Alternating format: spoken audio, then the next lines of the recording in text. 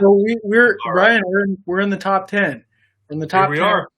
and I gotta share. I'm on to another beer. I'm on to just Imperial IPAs. This one's called Comatose. So good night. Good night, after this. Night night. So it's gonna be Dog. fun. Night.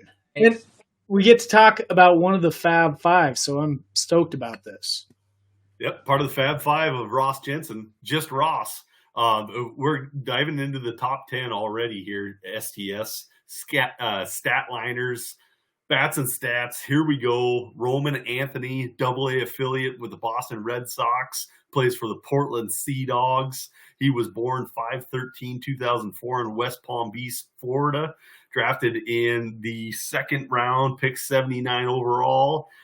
This year's stats, he had 397 at bats, 272 average, on base percentage of 403, slugged 466, on base plus slugging 869, 119 strikeouts, 86 walks, 14 home runs, 16 stolen bases, 27 doubles, 3 triples.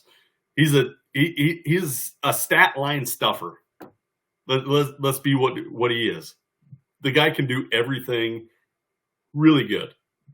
Does he have anything that he's amazing at? That's my question. I like Roman Anthony. I just want to know, does he excel at anything? Or is that his acceleration is just being damn good?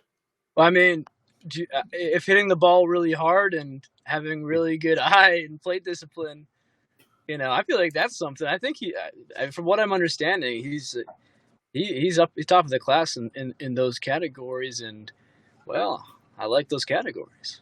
It's and I get surprised when I go to see his profile.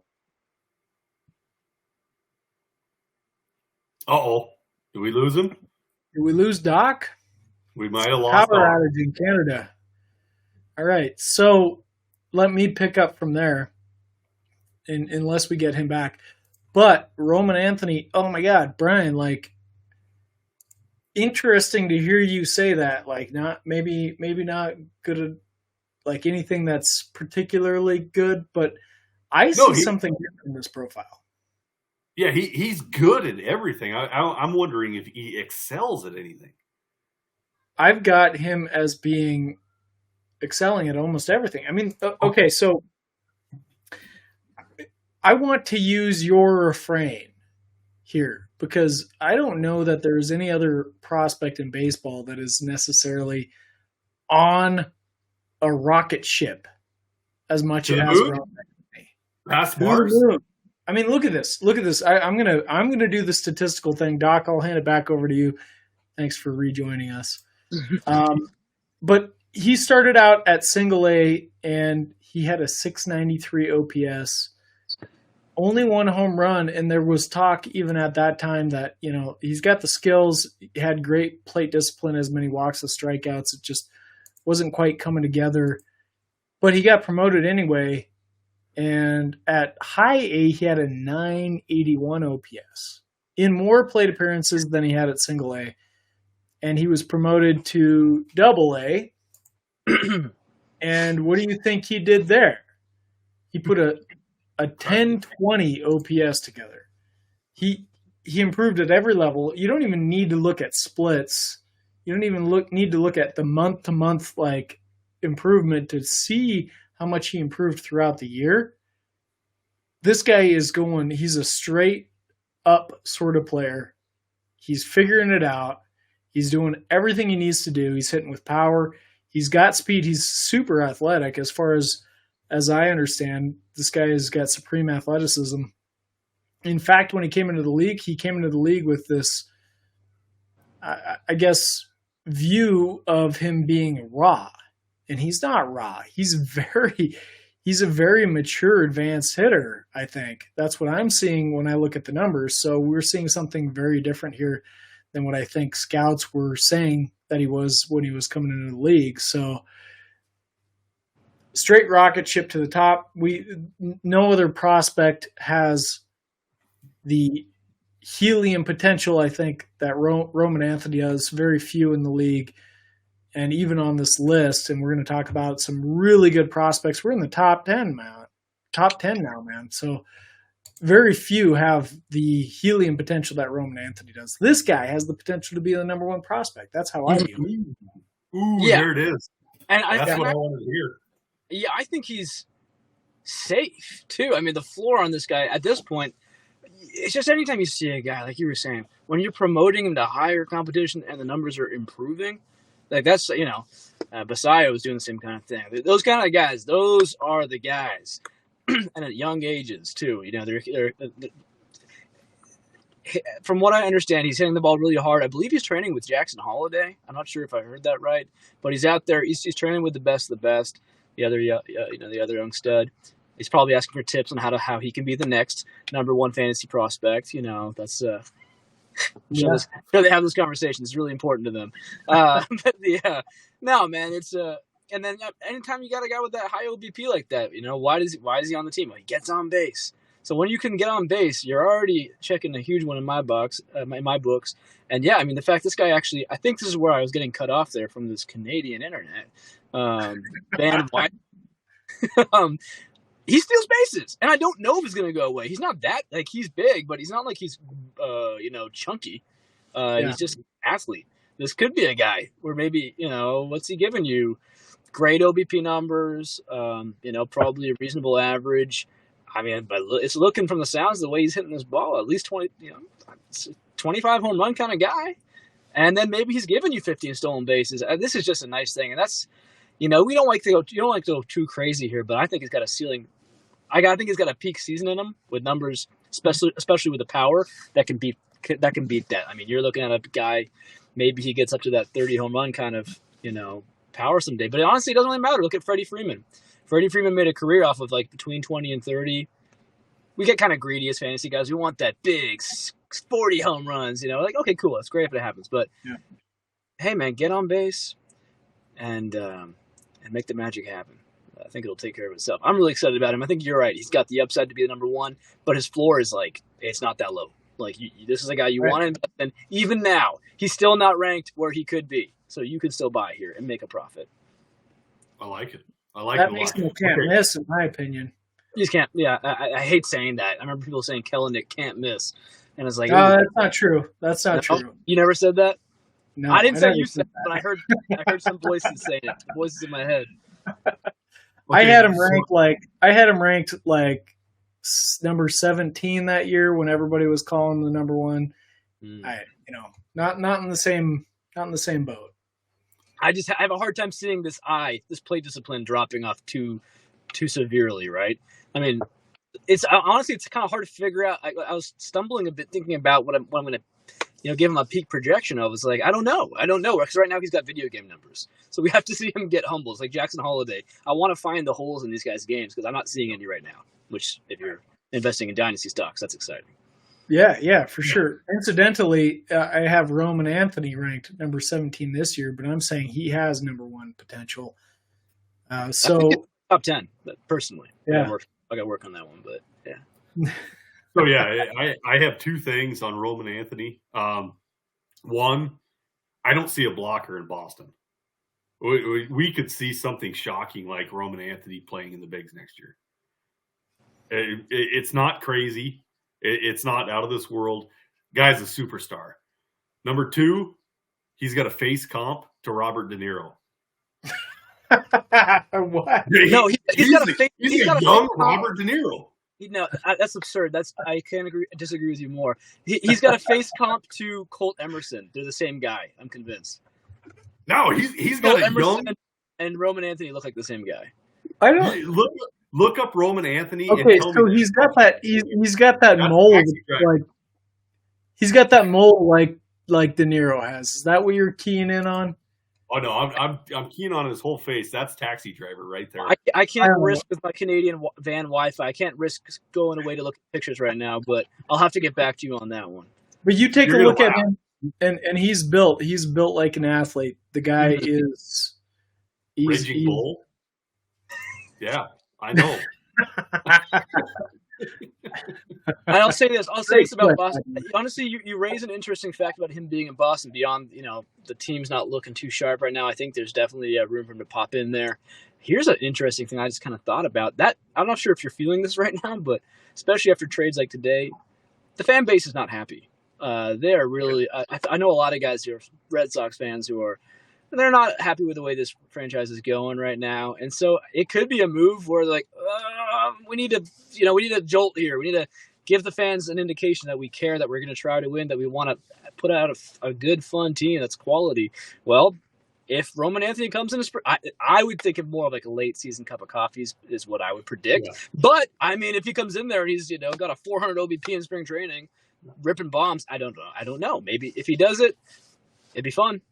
You can dream. Yeah, I certainly didn't mean to say that he's starting the year in the MLB, but I can see a call up. I can see a call up real quick. Somewhere around the All-Star break, just to see what he's got to give the fans some juice. Boston would love it. Boston would love this guy, especially with the De Niro comp. Mm-hmm. Yeah, agreed. De Niro comp. All right.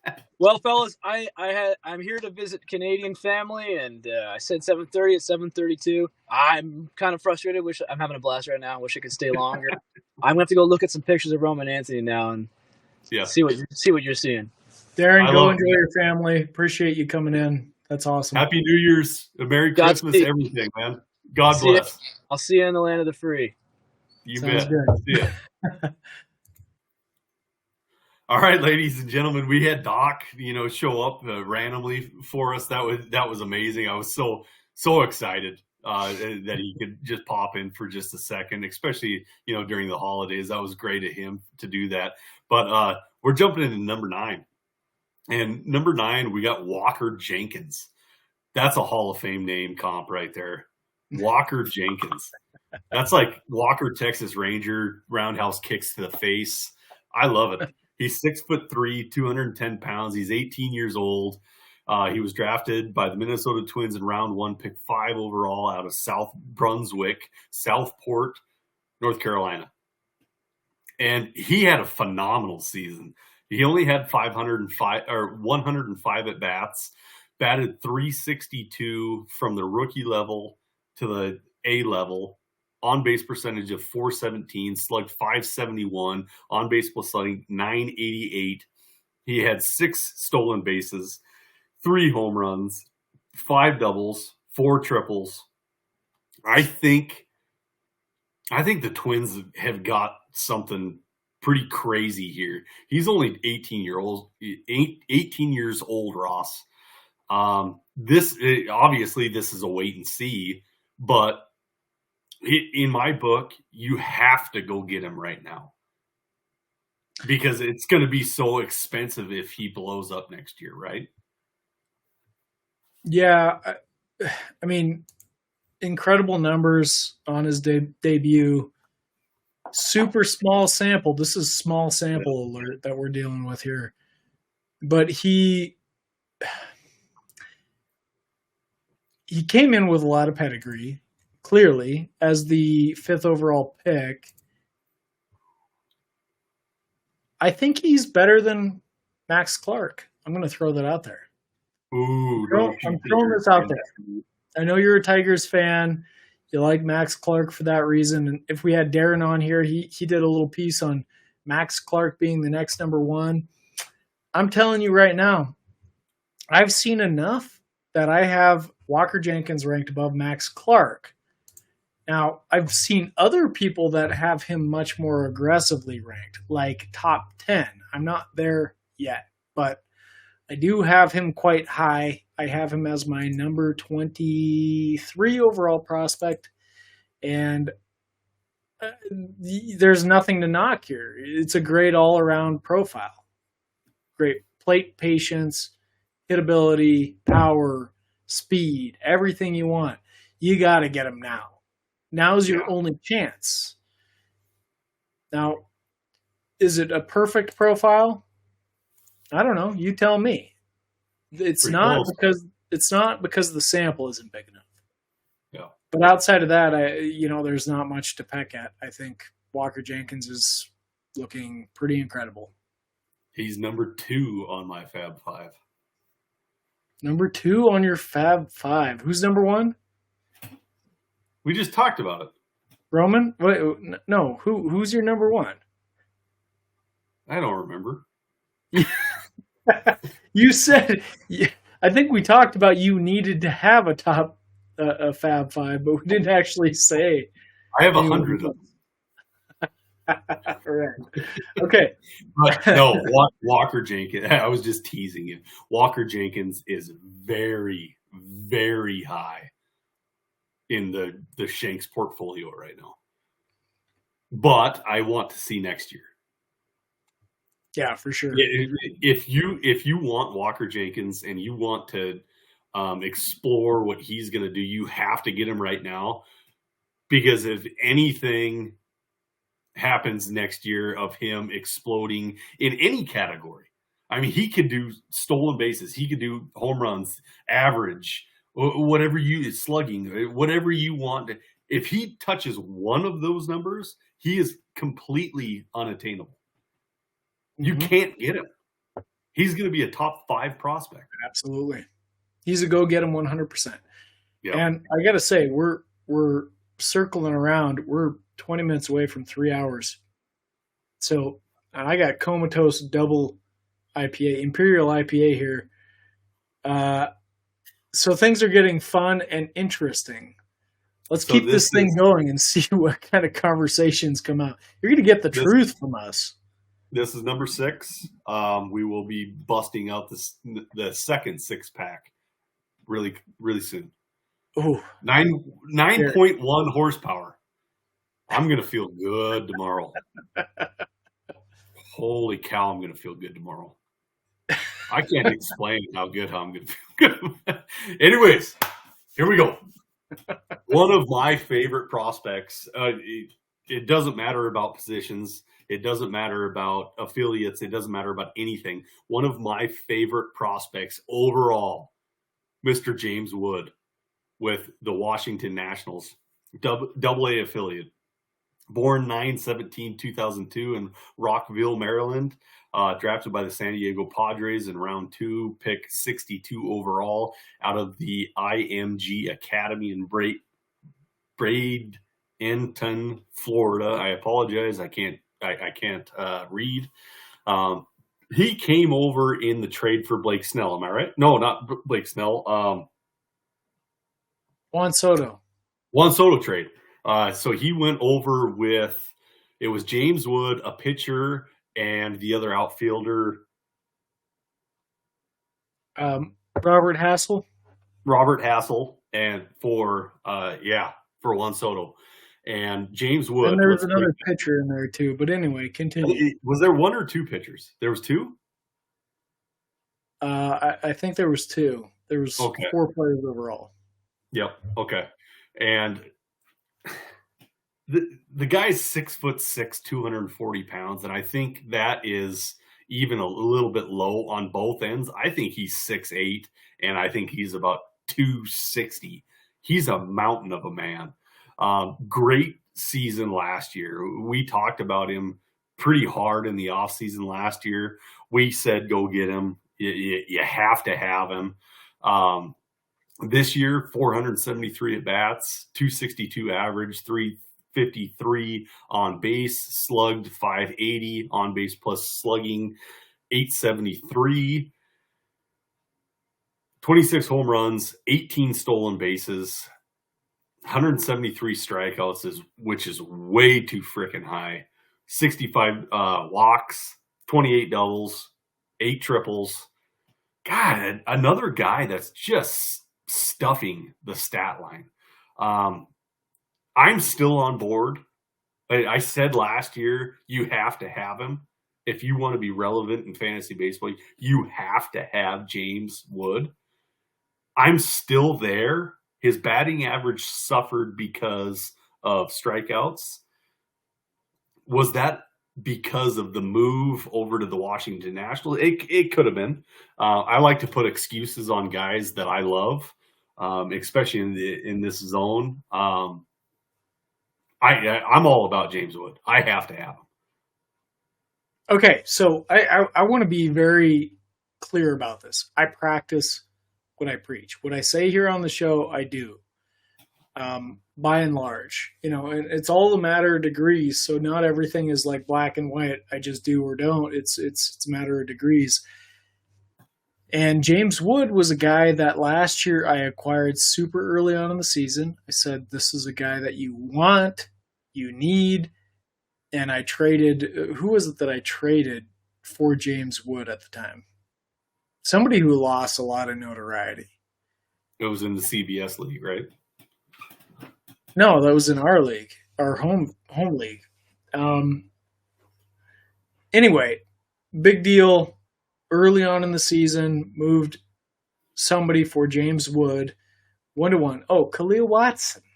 You remember that. Yeah. Khalil Watson. Yeah, I was pissed. Now, I moved James Wood again this year. And in 2023, I moved James Wood in a deal. You don't remember this? No.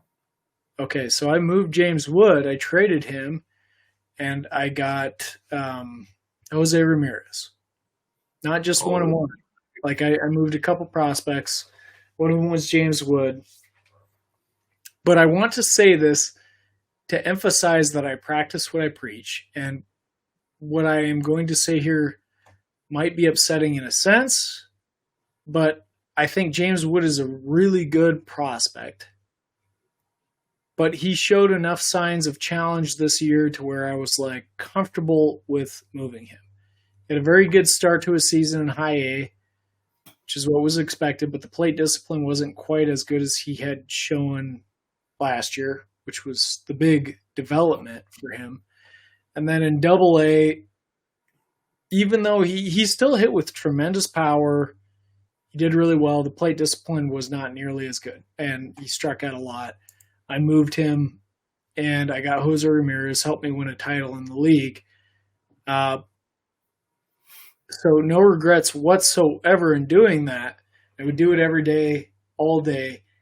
And I'm here to say right now, last year we were on Bats and Stats, and we were saying bye James Wood. I think he might actually be a good sell high candidate. And that's not to say I don't think he's going to be a good prospect, because I think he will be. Or a good player. I think he's going to be a good player. A very good player, indeed. But my thoughts on it, yeah, you got Jose Ramirez. Yeah, you won a national title. Yeah, you got the title. You will rue the day that you traded James Wood. You're going to look at James Wood in 5 years and be like, good God, I wish I still had him. You got the title. That's all that matters. We're going for titles. We're going I can only have 3 outfielders, Brian. That's true. You got Juan Soto, Corbin Carroll. Who's your third? Evan Carter. I picked Evan Carter over James Wood. Yeah, you were wrong. Anyways, James Wood, go get him. Ross says sell. I say go get him. I'm not saying sell. I'm saying he's a good sell high candidate. He said sell. He's a good sell high candidate, but I think he's probably a hold in most leagues. I don't think it's somebody to run from, but I think there's enough to suggest like it's not all a guaranteed incline from here. One of my favorite articles from last year, by the way, was called James Wood is Divergent. And I loved that article. It was incredible. Tall guy, big guy, lots of projection, speed, power. There's a lot of possibility when it comes to James Wood. But again, root yourself in the numbers. Look at what the numbers are saying for James Wood when he went to Double A. Granted, he was only 20 years old, but 39 walks, 124 strikeouts, and 368 plate appearances. That's a lot of strikeouts, man. That's really high. So that he's Aaron Judge, but better. He's been challenged at that level, is all I'm going to say. And he still hit with power, so the numbers are pretty solid, but buyer beware. He's Aaron Judge, but better. That's my opinion. Talking about an MVP. Again, at the end of the day, the name of the game for me is trying to take the guessing out of the game. So if there's some guessing, I'm trying not to do that. We're moving on. Our next up is Ryan Clifford. And I got to tell you guys, this is the point in our next 6 that you can't miss. This is the last one like you can go get, and it's not going to destroy your team. The next ones, they're going to destroy your team if you want to go get them. But Ryan Clifford is our next one. He's with the High A affiliate with the New York Mets. He was born 7/20/2023 in Raleigh, North Carolina. He got drafted by the Houston Astros in round 11, pick 343, high school Pro 5 Academy, Apex, North Carolina. And his stats, I want to do overall. I don't do overall a lot, but I'm going to do it this. Well, no, I'll just do 2023. 2023, he's seen high A, and then high A with a trade. He had 423 at bats, average 262, 374 on base, 480 slugging, on base plus slugging 854, 24 home runs, 5 stolen bases, 140 strikeouts, 64 walks, 20 doubles. God, that's a lot of doubles. I love it. I love the doubles. What do you think about Ryan Clifford? He was traded to the New York Mets for Justin Verlander and Drew Gilbert. Yeah, I think Marco Vargas was in that deal too. No, it's just those two. Oh, okay. All right. Okay. Ryan Clifford was one of our guys this year. One of the STS darlings, right? There's no doubt about it. He struggled after that trade. Yeah, he did. There's also no mistaking that. He struggled quite a bit after that trade to the Mets. But I want to remark on how similar I think Ryan Clifford's profile looks to James Wood's overall. James Wood had this great breakout season last year, but overall, I think this year, age adjusted, their profiles look very similar. So this is the kind of thing that I'm talking about. But the difference here is Ryan Clifford can be obtained for much less. So that's why I think I was making the commentary on James Wood that I did, and why I'm saying that Ryan Clifford is probably a good buy candidate.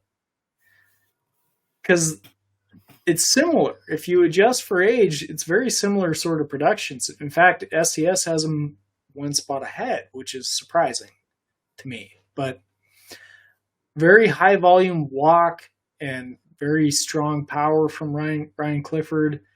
The strikeouts are something to watch. But again, they were worse for James Wood this year. So why is everybody ignoring that? Not a lot of speed here in the profile. So don't go there looking for that.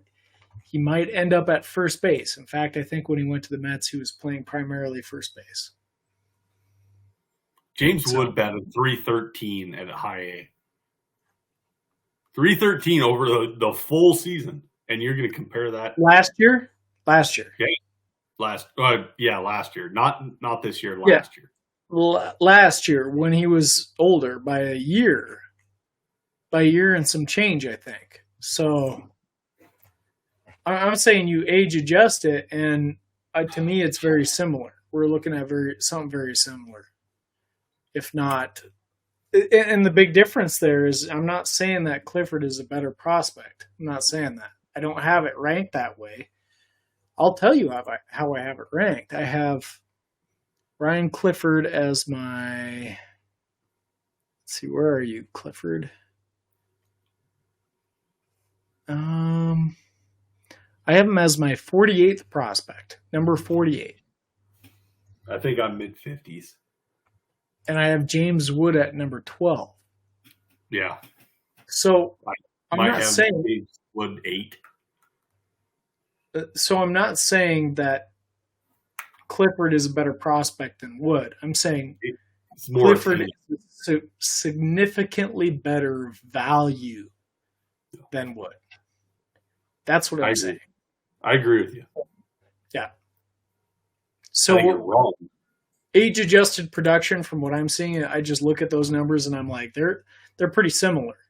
This year, just the 2023, they're pretty similar. Career-wise, James Wood has, in my opinion, a better track record because last year he had a real good breakout that was very impressive. So I would prefer going to try to obtain Ryan Clifford right now than I would James Wood. And these were the kind of insights that I think STS excels in pointing out to people. So Fine. buy Ryan Clifford now. And his stock is minuscule also because he was drafted in the 11th round. So people look at that and they're whatever, guy had a good season. This guy came in with top first round pedigree. I want to add that. He came in with first round pedigree. They had some shenanigans going on in the draft. He was going to go play college ball, but the Astros somehow talked him out of it. And then they traded him like the ruthless sons of bitches that they are. Anyway. I don't know. Okay, so we hate let's get this straight right now. We hate the Astros now. We hate the Rockies now, and we hate the Yankees. So, if you guys like those major league teams, like, hey, I don't hate them. I don't hate the player. The Astros, I don't hate. I just think they're ruthless, man. I hate them. All right. Okay, Last here we go. double IPA, by the way. So we have 6 players left. Ross. Okay, so our next one, I like to call him Chourio, but that's not how you pronounce it. It's Chourio. So it's Jackson Chourio. It's the Milwaukee Brewers. He's 19 years old. He's 5'11", 165 pounds. That's outdated. He's probably 200 pounds. He's a big dude. Born 3/11/2004 in Venezuela. He is Jason's brother. I guess I could pronounce it that way. In 2023, he's got 1,090 at-bats in his career, but I just want to break down his 2023 stats. 531 at-bats, batted .282, on base .338, slugged .467, on base plus slugging of .804. He had 22 home runs, 44 stolen bases, 104 strikeouts, 43 walks, 26 doubles, 3 triples. Okay, I know I've mentioned it like 5 times tonight of what does he do bad. This one, there's nothing he does bad. It is solid across the board. The Brewers have a superstar on their hands. You guys can't afford him. I can't afford him. If he's on a team, sorry, you're not going to get him. But you could sell him. You could sell him. Would you sell him? So this is an interesting topic. Now, this is a very interesting topic. I think this is worth discussion because we know Chourio is a superstar. Yeah. So, or a superstar in the making. He's not a superstar now. In the making. Yep. I should stipulate. I should have mentioned this. I apologize. He's 19 years old in AAA. Yeah. So last year, early on in the season, the STS model was like picking up on Chourio like crazy, and so I was promoting him. I was like, this guy's a huge up and coming prospect, and he's sort of settled in a lot lower than I think people now have him ranked, which is interesting because I was early in on telling people about him, and now our system that I heavily rely on is having him lower than most people think he is, and oftentimes we're criticized for that. The interesting dichotomy at STS is like you can be there, you can be trying to help people early and often, and you'll still get criticized in the end for not having them built up enough. And that's where it is with Chourio. And the thing with Chourio now is that he is going to be a major leaguer to start next year, which is huge. But it also means everybody knows this guy has superstar potential. And he's already going to start next year in the major leagues. Does that mean he's going to be a star right away? I don't think so. I think but he's going to develop into it. Possibly. But what can you get in return for Chourio right now? Because his value is peaking, or it is at a peak. It may not be peaking. It maybe his peak is way higher than this. I don't know that. I can't tell the future, but that's why we play the game. So is he a sell high candidate in that STS right now is viewing him as lower than guys such as, well, there's not a lot of them, I guess. But like a Junior Caminero or something like that. Yeah, there's deals that you can do or dream up that may benefit you in the end based on Chourio's hype right now. I know this.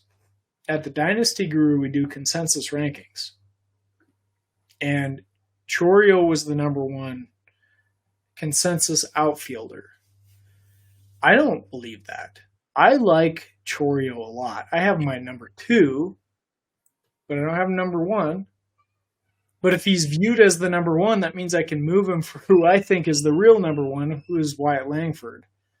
So that opens up a potential opportunity. And why would I even open that up? Why would I even say that that's a possibility? He's got power. He's got speed. Apparently he's tremendous as a defensive outfielder. But the one thing that he doesn't have that is in spades is plate discipline. It's all right. It's not great. It's pretty good. It's all right. It's not great. That's how I'm going to put it. So, there's an opportunity. There's an opportunity there. Okay. So now all that said, Chourio has star talent written all over him, and he's a guy you probably want to roster in general.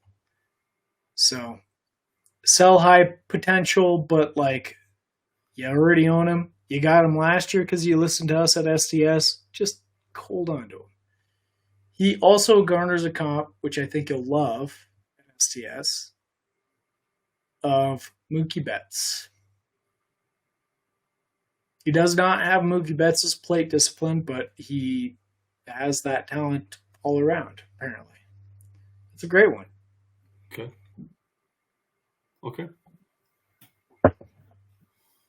What? Okay. So I said my piece. a high-end trade. We're living in the normal. You pick up a rebuilding team, and you pick up a team that is already good, but you want to start the rebuild. Do you do Soto for Chourio? Hell no. Okay. No. These guys are not on the same plane, in my opinion. That's my view of things. No, it's not. It's not the same. I think Chourio is a hell of a prospect, but no. Okay. No, you don't. Okay. It was posed a question. It popped on in the top of my head. I see a regression from Soto. I know you don't. And I see Chourio just ascending through things. I wouldn't do it either, but popped in my head. All right, so Chourio, go get him if you can, but it's expensive. Yeah, I mean, if you can get him, sure. Yeah. All right. Yeah. All right. Our next one. Our next one, we have another debut, another guy that Ross just absolutely freaking loves, Evan Carter for the Texas Rangers. Texas Rangers, as a ball club, how much are you in love with the Texas Rangers right now? I am. That team is stacked. I'm pretty head over heels. Yeah, not gonna lie, they're awesome. Texas Rangers, Tampa Bay Rays, Arizona Diamondbacks, Baltimore Orioles, and the Reds. Those 5 teams, man, they are fucking insane. Pardon my language. You still see that with the Diamondbacks right now after Carroll's graduation? I think the Diamondbacks are only going to get better. Yeah. Well, I agree with that in general, but without Carroll, like that system dampens quite a bit. I'm not talking about systems. I'm talking about teams. Oh, gotcha. Yeah. Teams in general. Those 5 are ridiculous. Yeah. And even with the way that the MLB buys players, I don't know if other teams can catch up. Those 5 are insane right now. Yeah, I know you have the Yankees. I know you have the Braves, and both of them are going to be really good. But those 5, you got the Dodgers too. They've shown an unending will to be able to spend whatever they need to do what they want, which is fairly incredible. Everybody wants to be down on them, but hey, man. So I wanted to mention this. I wanted to mention this at the very beginning of the show. So I read something. It's Ohtani, $700 million, and Yamamoto. Am I saying that right? Yeah, $300 million. So they have $325 million. So $1 billion in 2 players. The Twins, the Red Sox, the Tigers, and there was like 9 other teams haven't spent that in the decade. Well, and to be fair to the Dodgers, they're not going to spend that in a decade either. Yeah, because he's diverted. So that rule needs to change. Deferring so much. You can't defer that. That is bullshit. Why? You're just playing it off. It's a Bobby Bonilla contract. They still got to pay it. It's just but it's not going up against the salary cap and the salary taxes and bullshit. No, that is wrong. The structure. They need to step in. The structure was proposed by Ohtani. That's bullshit. So you can sign other players? Okay, but Ohtani's making $2 million a year. And he's easily worth 5 times or more that amount. He's getting it no matter what. It's just going to be when he retires. It's just not counting against their salary cap. Right. So it's bullshit. But I'm saying he's getting it. Yeah, but he's not getting it now. That doesn't. Come on, let's be realistic. If you were offered a job and they were like, "Hey, we'll pay you $20,000 a year now, and you can take $150,000 20 years from now," would you do it? No, because you need more than $20,000 a year. Yeah. So. Well, you're talking about he's willing to do it. Granted, yes, he's willing to do it because his needs are met, but like he's still making a sacrifice. He's making a sacrifice on the front end because he knows he can make money other ways. Like he's a smart guy clearly, and at the end of it, he knows he's going to be taken care of. That's retirement, man. That's retirement for Ohtani. Yeah, but as far as sports, And the Dodgers love this because they're like, oh yeah, the dollar is going to be so much less valuable in 15 years than it is now because that's the way the world works. it's a loophole and it's bullshit. I disagree with that. I think it's business and it is what it is. And every other team had the same opportunities presented to the Dodgers. They just didn't offer as good of a deal. Period. And you know what? You know what works in the Dodgers' favor? I don't know. Maybe I'm overstepping this. Magic Johnson's a part of that, right? Yeah. I think Magic Johnson helps work some wonders there. He's the Magic Man. He makes magic happen. That's unbelievable. You agree to this. You're a capitalist fraud. How is that? What do you mean? That is capitalism, man. I know. We're going back to Evan Carter. Evan Carter in 2023 had 420 at bats, 288 average, 413 on base, slugged 450 on base plus slugging is 863. He had 13 home runs, 26 stolen bases, 111 strikeouts, 81 walks. Great plate discipline. 17 doubles, 6 triples. He debuted. He's going to start for the Rangers this year. I think the sky is the limit for Evan Carter. Right? Like, he's going to be their best outfielder. Well, I love and that's above Adolis Garcia and those guys. Yeah, sure. Well, okay, so where to start with this? The ascendance of Evan Carter. I'm a big fan because I think our name, STS, has been so heavily attached to Evan Carter because we pegged him from the very beginning of his career as a guy that you wanted to have your eye on, and he's turned out to be so much exceptionally more than that. And then last year, we're going back 2 years ago. Nobody was talking about Evan Carter except for us. Like, we were very obsessed with him for whatever reasons. Well, there's very clear reasons, but most people don't view it that way. And then last year, we were touting him as the potential number one prospect. I know I was. I shouldn't talk about the model specifically, but the model was showing that. And lo and behold, like, he's skyrocketed up everybody's charts after his debut in the major leagues, which makes me feel really good. And I love this, and I really am a believer in Evan Carter. And I think even last year he had some struggles. It was a great start and then a period of struggle through the season and then a great finish. I think most of that was related to injuries. So I think the talent and the possibilities with Evan Carter are extremely high. And I think he's been cast off by so many people as being high ceiling,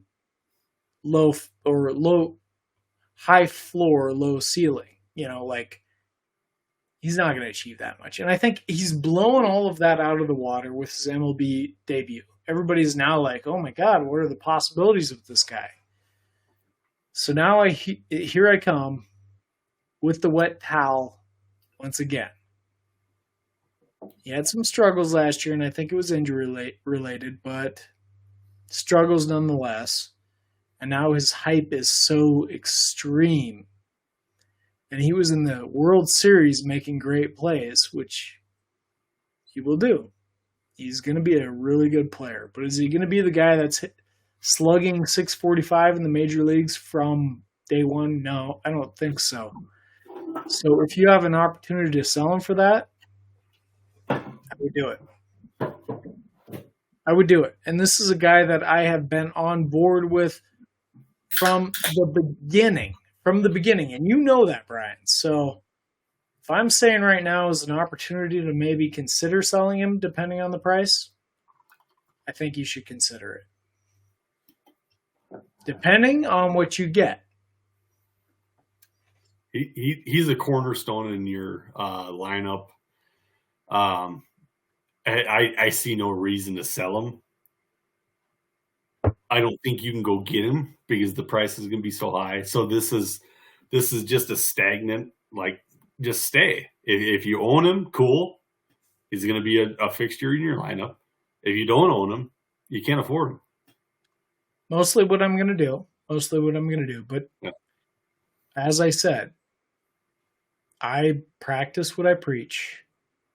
And if there is an opportunity, I will indulge it because that's who I am. And in fact, I had a deal on the table, I would say, for Wyatt Langford for Evan Carter. Another Ranger. Ranger for Ranger, outfield for outfield. This is a really interesting one. And the other owner said, intrigued. I think they were going to hold on, to Langford, but it depends on what you want to do. Do you want to wait? You make your deals, man. Yeah. Or do you want to have the product now? Yeah. Well, even so. I mean, those guys are practically both on the major league precipice. They are on the major league precipice. Evan Carter's already made his debut.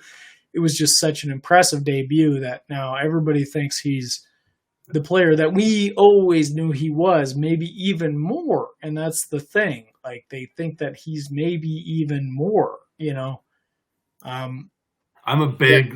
So you'd indulge it. You'd indulge We're going to it. get there. We're going to get there. Let's not spoil things because we're going to talk more about Langford in a little while. And I'll make my comments then. But let's move on to the next one. Let's go to the next one. What do you think? Love Evan Carter, by the way. I just want to throw that out there. That guy's our guy. He's our guy. Yep. This is why you follow STS, is for the Evan Carters. Can you pause it? All right, guys. We're jumping into number 4. And that is going to be Samuel Zavala. And Samuel Zavala is with the High A affiliate with the San Diego Padres. He's 6'1", 175 pounds. He is only 19 years old. He was born 7/15/2004. His stats this year is 399 at-bats, 243 average, 391 on base, slugged 406, on base plus slugging 797, 21 stolen bases, 14 home runs. That doesn't tell the complete story because his career stats are 263, 389, 452, 841 with 37 stolen bases and 25 bombs.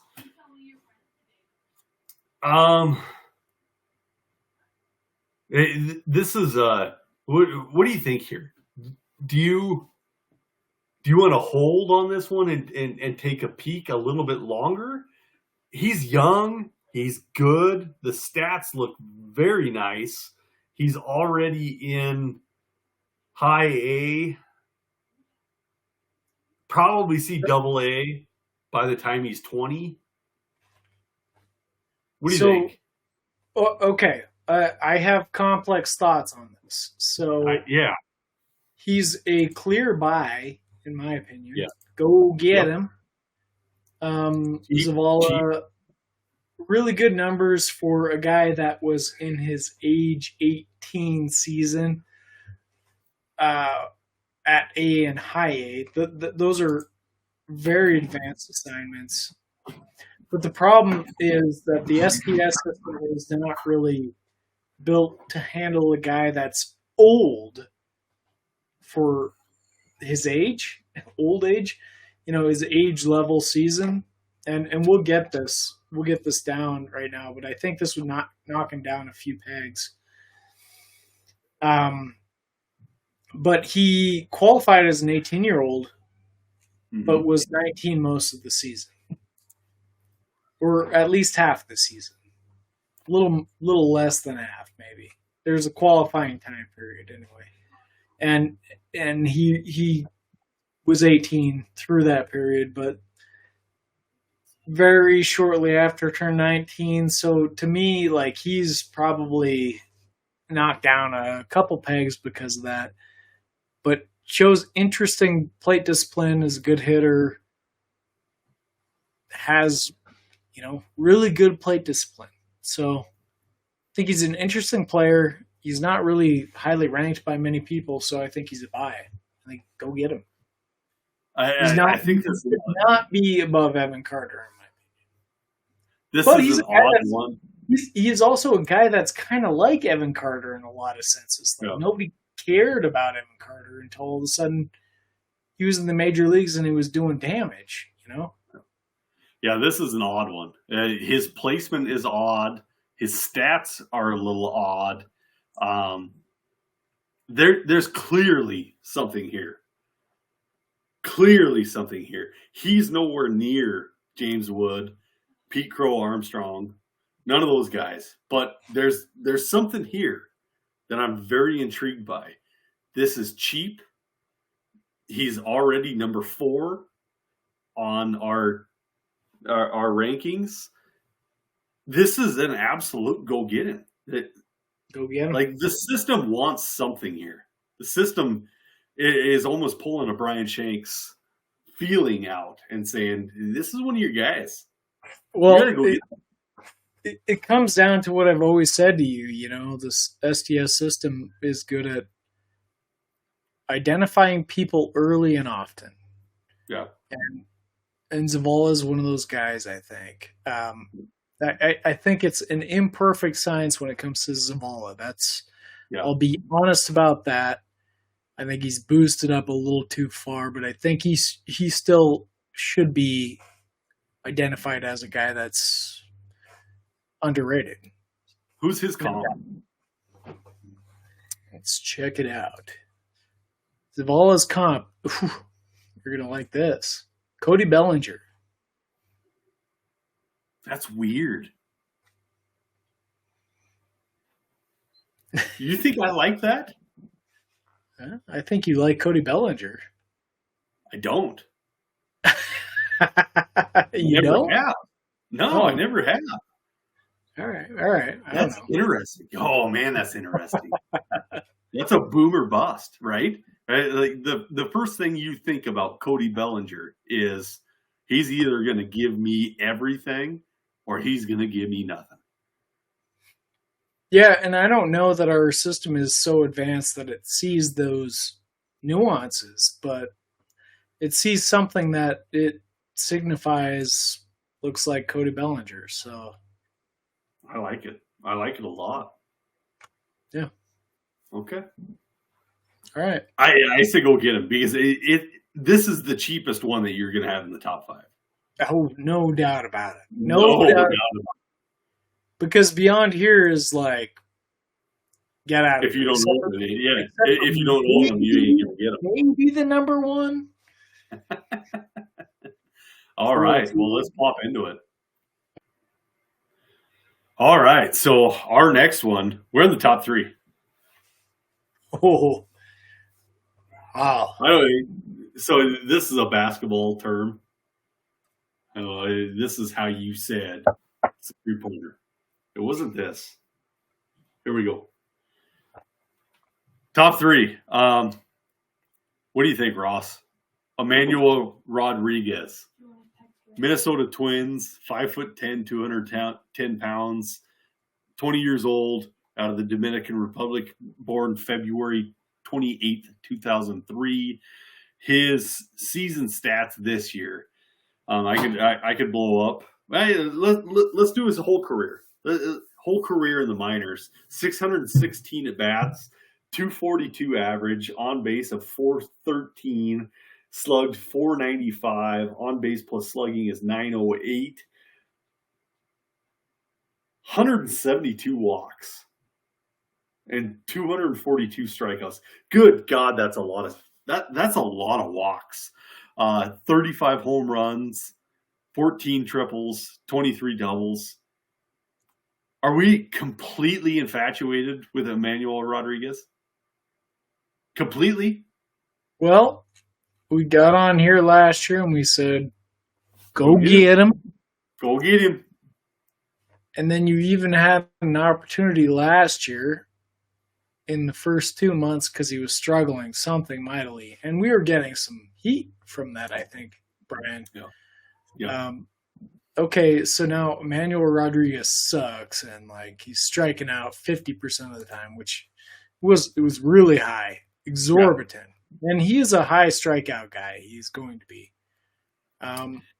Yeah, but man, he watches after a lot. That, he turned it around. After that, he turned it around. He was like a 260 hitter the rest of the season with, he's going to have a huge OBP, like 420, 430.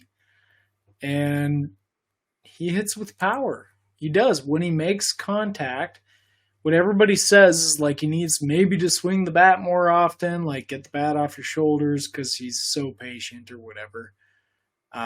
But this is working for him still. And even despite a down season, I would call that a down season.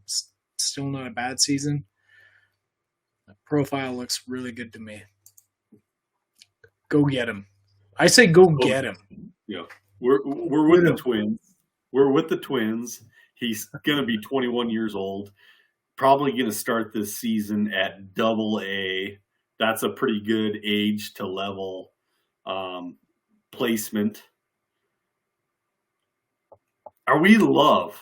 Are we completely in love with Emmanuel Rodriguez?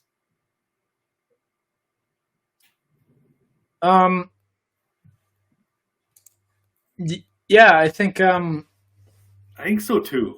I think so. Yeah. I think so. I think we have. He's not an 80 ranked prospect. He is a bona fide top 40. Yeah. I'm not going to go as aggressive as STS is with him, but bona fide top 40 in my opinion. And at those prices, yeah, we love him, man. Yeah. And he at the major league level, I mean, this guy was garnering a comp to Sammy Sosa at one point. Mm-hmm. And I think Sammy Sosa makes a lot of sense to me because he hit for power. I don't think that Emmanuel Rodriguez is going to hit 60 plus home runs. That's not what I'm saying. So please bear with me. But he came into the league, Sammy Sosa did, with a lot of power and a lot of speed. And I think that's what Emmanuel Rodriguez has. He's got sneaky speed, Look at Sammy Sosa. He didn't look like he had speed, but he did. He had some speed early on until he stopped running. So I think there's a similarity there in that. I say go get him. The nice thing about this, yes, it's going to be expensive. Okay. Emmanuel Rodriguez. Not that expensive, though. Not Not crazy. Yeah, not crazy. Yeah. You could get this with a pile of prospects and maybe a major leaguer. And I'm all for it. And I'm all for it. Like, go get him. Put the rubber stamp on it. We need like a stamp that we can do. Go get him. Right across the screen. Go get him. Whoosh. All right. Yeah. Gotta go get Emmanuel Rodriguez. Go get him. We only have 2 left. Jesus. We only have 2 left. And this is going to be shocking, though, because it's not going to go the way people expect. Yeah, people are going to be pissed. Let's just say it right now. This is not our views, fellas. Ladies and gentlemen, this is not our views. This is not our views. We do not have Wyatt Langford as number 1. We do not have Dylan Cruz even on the list. That doesn't seem right. Right? Dylan Cruz didn't even make the list. Wyatt Langford is not number 1. Wyatt Langford is number 2. Guys, let's break down Wyatt Langford, Ross. Wyatt Langford is a 22-year-old, 6'1", 225 pounds, AAA affiliate with the Texas Rangers, drafted 2023 by the Rangers. Pick 1. Round 1, pick 4 overall out of College, Florida. Lit up the scene, guys. Lit up the scene. 161 at bats, 360 average, 480 on base percentage, 677 slugging, on base plus slugging 1.157, 34 strikeouts, 36 walks, 12 stolen bases, 10 home runs. I've never seen a profile like this. Can you? Yeah, I've never seen a profile like this. What do you mean? I haven't seen it. Not in the first year. Okay. Not in the first year, coming out of college, going straight to Jupiter.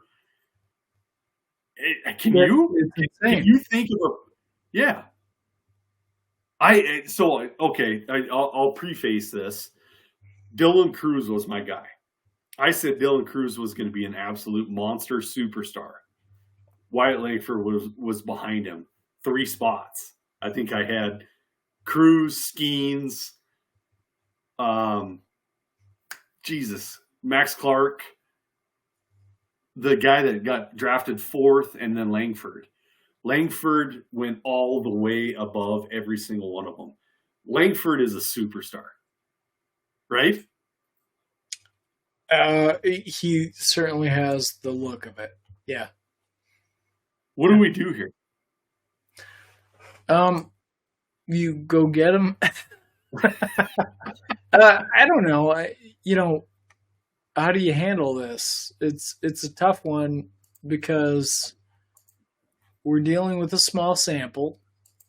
Yeah, but like I said, have you ever seen this out of a college bat? Just holy shit, and then promotion. Holy shit! Like he's going to be in the major leagues next year, starting. He could. He could very well be starting in the major leagues next year. Have I seen that? I don't know. Maybe not quite like that. It's pretty impressive. It's freaking wild. Very impressive. I don't know. Brian. I don't know the answer to that. I don't know. Not in recent history, but I'm sure there have been plenty of other examples. Oh yeah. He had 161 at bats in the minor leagues this year. He probably had another, 300 during college. So he had 500 at bats between 303 plate appearances in college, 200 in the minors. That's 503 plate appearances. That's insane to me for a kid coming out of college, blowing up that many at bats and producing. Like there should have been some sort of regression of, swapping teammates and, getting acclimated, new town, new city, all kinds of head games that is going through a kid's head. And he didn't even blink. Not even once. It's like, nope, I'm here to play baseball and I'm going to crush the shit out of that ball. Wyatt Langford, for me, is the number 1 overall prospect. I don't care what you say. You can take Caminero. You can take whoever the ski. You can take whoever you want. Langford is number 1. Yeah, he's unreal. It's unbelievable. Well, I mean, okay, I agree with your premise. I'm eating crow on this. Getting really hot. Getting really hot on this. I think I'm eating crow because I said Dylan Cruz was way better. I'm eating crow. Okay, well, so have I on that topic. I mean, I've come out and changed my position. Like I'm not. I guess this is a thing. This is a philosophical conversation to have about being successful in fantasy baseball or in anything, it's a reality of life. To be rigid and set in your ways and not willing to change is a problem. And it certainly is when it comes to prospect evaluation and when it comes to comparing players and people. Because comparing me and you, Brian, is let's be honest, it's not a comparison. No, we're wrapping this all back up. You like being you like being competitive, but come on, no. Anyway, getting back to this, no, I honestly like you compare the top guys, and it's so tight. And you got Dylan Cruz, you got Wyatt Langford running together like fucking, I don't know, like they're exploding atoms or something like that. They're coming to collide so hard. Two Rams button heads up in the mountains of Montana. Yeah, but when you get in the major leagues, when you get in the minor leagues, and in the major leagues, this is a good point, something I need to think about a little bit more. But you separate yourself so much more, because they both had great stats coming up. But I feel like Langford has separated himself pretty clearly. And it took a while for me to come around to that conclusion. But what you're saying is a little wild to me. Like, I think Langford is bona fide. You can't mess with this guy. You can't miss. Like, every way around it, he is a great prospect. But there's other great prospects too that are doing it similar levels, younger. Yeah, we're talking about 161 at bats. That's all Langford's got is 161 at bats. He's got a long time to prove it before he goes nuts. And let's redefine what we're looking for when it comes to fantasy baseball. When it comes to dynasty baseball, it's about looking for the best player, not looking for the best player that year. It's looking for the best player.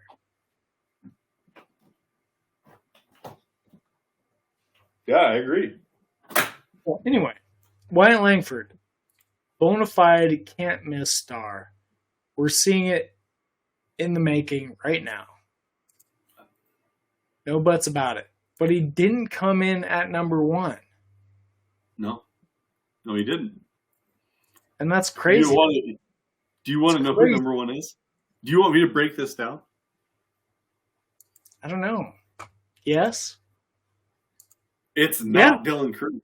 It's not Dylan Cruz. Where did Dylan Cruz fall? He just missed out. He's like just on the outside. Okay, so 115, I think overall is what he ranked.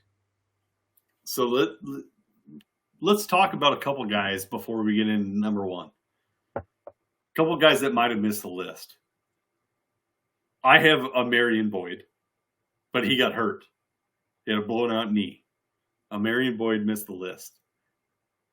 Do you have anybody that could have quite possibly in your top 30 that should have made the list?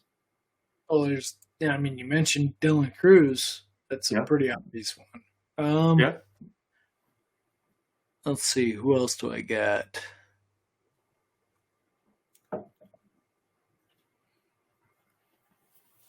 Now let's go with that one. Obvious guys. I feel like some of the ordering I would change a little bit, but no. Yankiel Fernandez. Let's talk about him maybe a little bit. I don't know. He'd be interesting to see in this list. And I think he was there. He faded a little later in the season. But I think STS hit the nail right on the top of the head. They did a great job ranking these guys. Once again, these are not our views. These are part of an analysis, part of a machine, and I think they got it. They got it, right? Yeah. So with that, somebody that you need to pick up on right now. So this is the scary part. This is the number 1 overall outfielder by STS. And yes, he's going to be expensive. But other than, Cruz and Langford, where they're completely unattainable, Montes is attainable. There are some leagues in here that Lazaro Montes, you would be able to go get this guy. He is 19 years old. He is 6'3", 210 pounds. Don't let that fool you. I seen a video. He is 6'12", and all of it. And he is born in 1022 out of Cuba. His stats, he was in the rookie level DSL last year, but this year he went to rookie level on stateside and then to single A. And he had 241 at bats, batted .303. His on-base percentage was .440. He slugged .560 with an even on-base plus slugging of 1. Big numbers. He struck out 76 times, walked 54 times, 2 stolen bases, 13 home runs, 19 doubles, 2 triples. Lazaro Montes is an athletic freak. If you look at any kind of video, you will see the difference between, I'll put it in perspective, between me and Ross. Ross is 5'6", I'm 6'3". What the fuck? It's like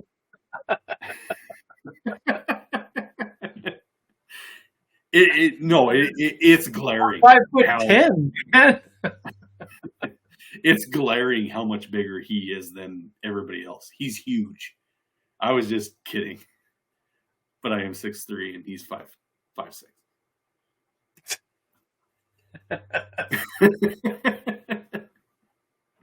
Well, if you've ever played high school basketball, that's how much the difference plays up in basketball, right? Like, I said I was 5'11" on the roster sheet, and everybody called it out. Shanks ain't 5'11". Anyway. Okay, so yeah, everybody called it out. He plays up like he's 7 foot.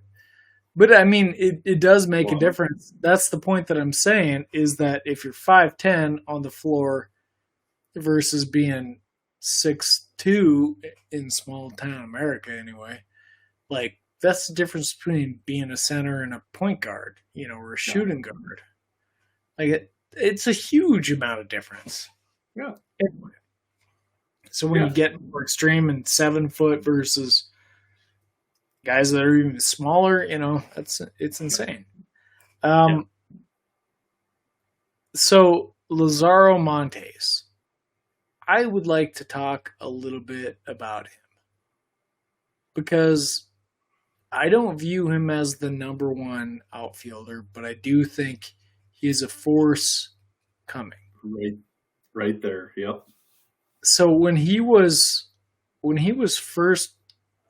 came into the league, he was viewed as this guy that had tremendous power, but there were significant concerns about his hit tool, his capabilities to hit, not strike out a lot. I think he's showing that those concerns were inappropriately placed, or he's been trained really well, one or the other. I don't know which it is, but he is with the Mariners. They've done really good. His peak projections only have him striking out in 21% of his plate appearances, so that's not that bad for a guy that has come into the league with some notoriety for he's going to be a K King,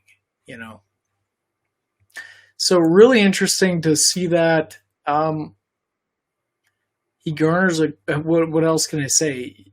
Unregressed, he projects for 40 home runs, and he garners a comp to Mark McGwire.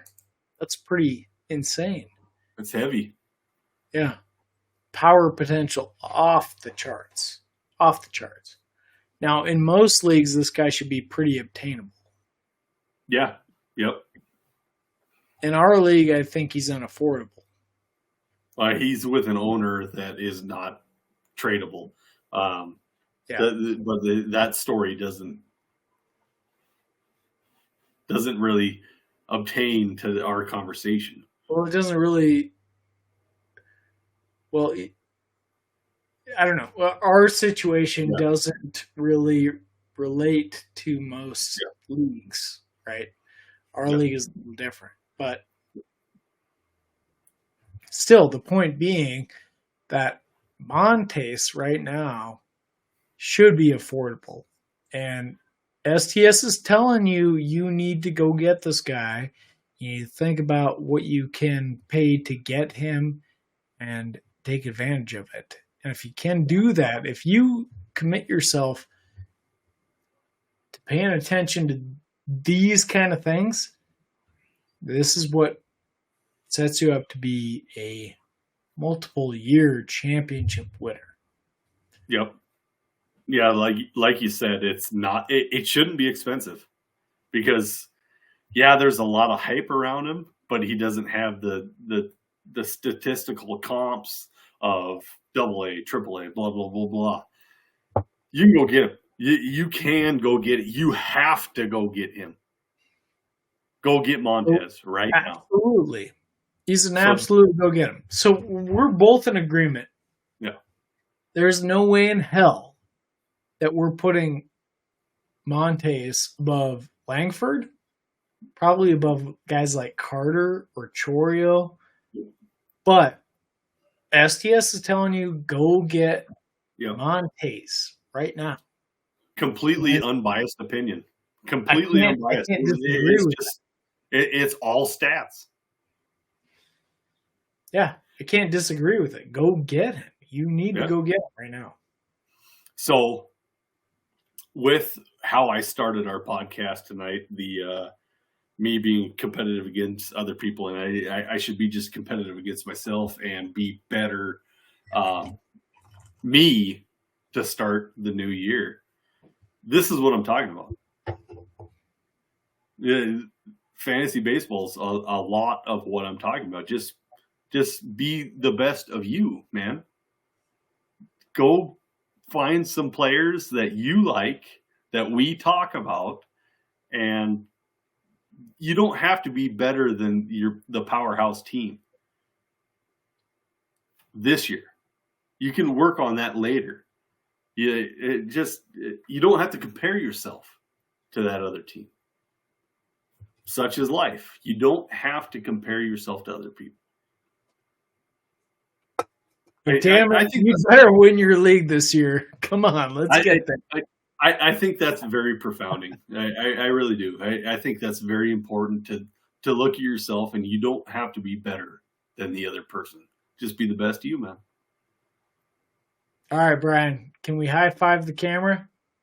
Because I'm in agreement. Yeah. Boom, boom. 4 hours later, I really enjoy you guys. I hope you enjoy us. We're going to do it again. We have starting pitchers and relief pitchers coming in next. You know who's going to be on that? The starting pitchers list? Yamamoto. I can't wait to talk about that. Ross is already pumped. All right, he's not going to be on the list, but we'll talk about him. All right, Statliners. It was nice seeing you. You guys take care. Brian, as always, and just Ross. Later.